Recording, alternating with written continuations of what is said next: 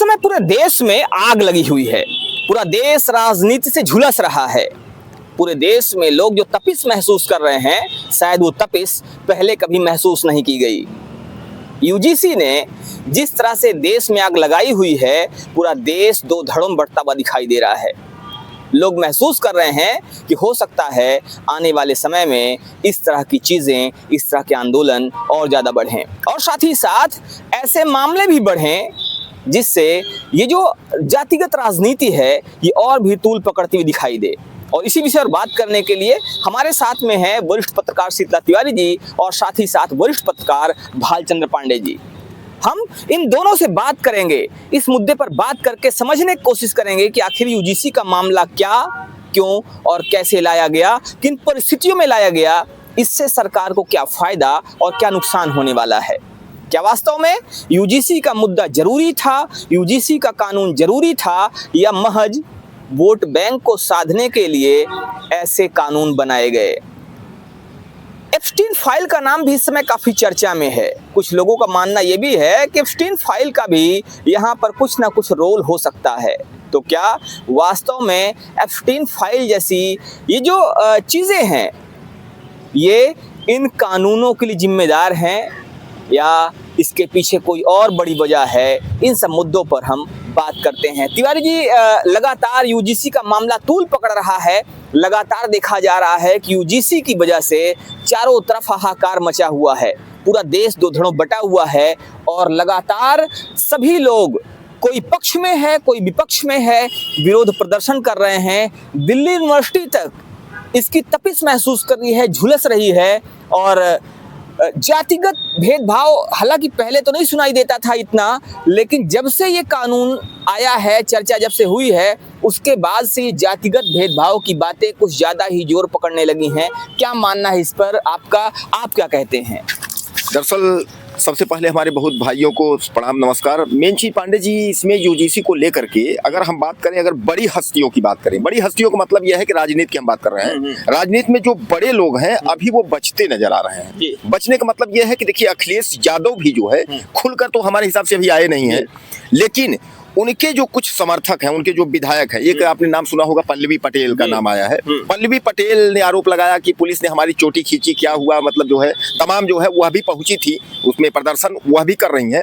और भीम आर्मी के संस्थापक यानी चंद्रशेखर रावण तो खुल के आए हैं। उन्होंने पहले भी हाई कोर्ट, सुप्रीम कोर्ट ने जब स्टे दिया था उसके पहले ही उन्होंने कह दिया था कि अगर सरकार ने कानून वापस लिया या अगर इस तरीके के स्टे की बात अगर कुछ आएगी तो हमारे जितने भी कार्यकर्ता हैं सब सड़कों पर उतरेंगे, यानी हमें जो है समर्थन चाहिए, मतलब हमको चाहिए यूजीसी। अब वही जो है जहां एक और सरकार की मंशा जो थी पांडे जी, उसकी मंशा ये थी कि कॉलेज कैंपस में जो है समानता लाने के लिए, यानी अब इसमें सीधे सीधे यूजीसी में जो सवर्ण है कुल मिला के जो आंदोलन कर रहे हैं, तो अब सवर्ण यानी एक तो पांडे जी 1585, अब समझ में नहीं आ रहा है कि ये 1585 को मारेगा कि 85-15 को मारेगा, ये समझ में नहीं आ रहा है। गिनती एक तरफ ज्यादा है, एक तरफ कम है। तिलक तराजू वाला भी देख रहे हैं, वह भी नारा तमाम जो है लोग।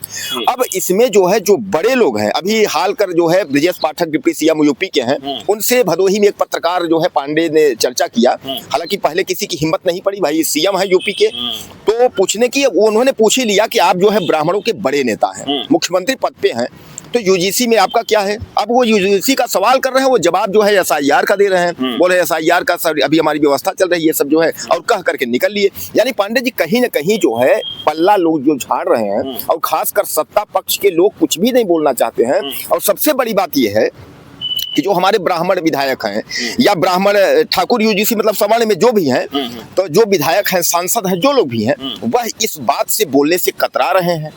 अब यह समझ में नहीं आ रहा है कि अभी आपने जो कहा ना कि एप्स्टीन फाइल्स को, तो ऐसा तो कहीं नहीं है कि इस मामले को जो है दबाने के लिए उस फाइल का मतलब तमाम लोग जोड़ रहे हैं इसको। तो कहने का तात्पर्य यह है कुल मिलाकर के कि यह 2027, आपको याद होगा 2024 में जब लोकसभा चुनाव था उसमें ब्राह्मण ठाकुर लाबी नाराज थी यूपी में।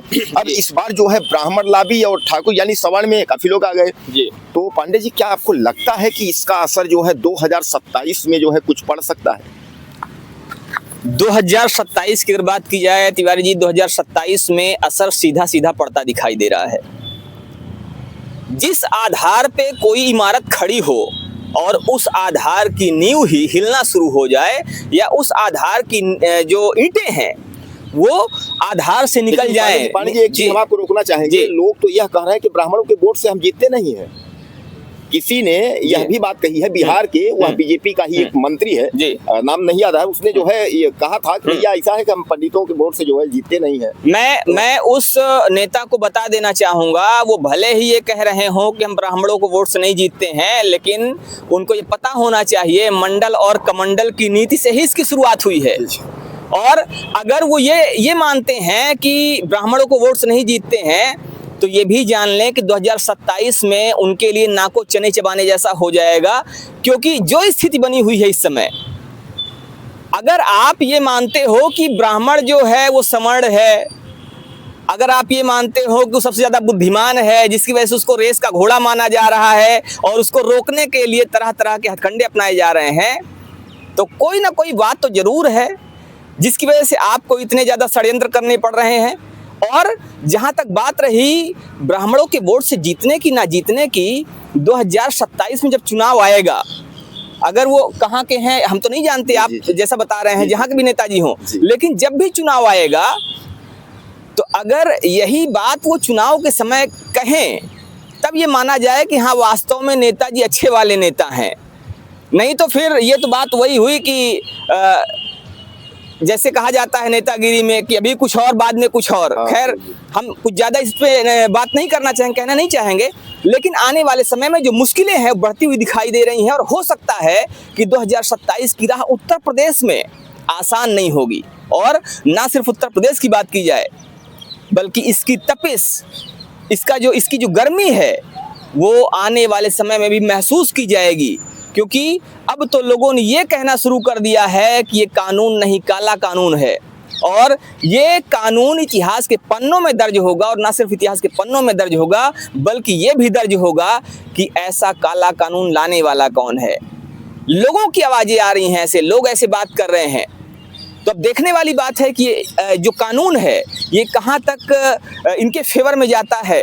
लेकिन जहाँ तक लोगों का मानना है कि कहीं ना कहीं अखिलेश यादव जी की पीडीए को साधने की कोशिश हुई है।